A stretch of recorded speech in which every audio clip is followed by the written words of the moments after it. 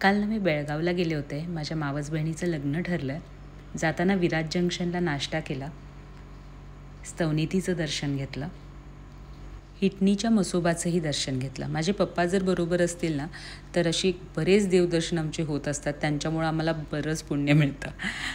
मावशीकडे पोचलो तेव्हा आचारी आले होते आणि लाडू बांधण्याचा प्रोग्राम चालू होता.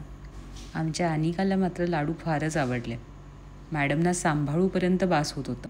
दुसऱ्या दिवशी मुहूर्तमेढचा कार्यक्रम होता. सकाळी 8 वाजता म्हणजे आम्ही मंदिरात पोचलो.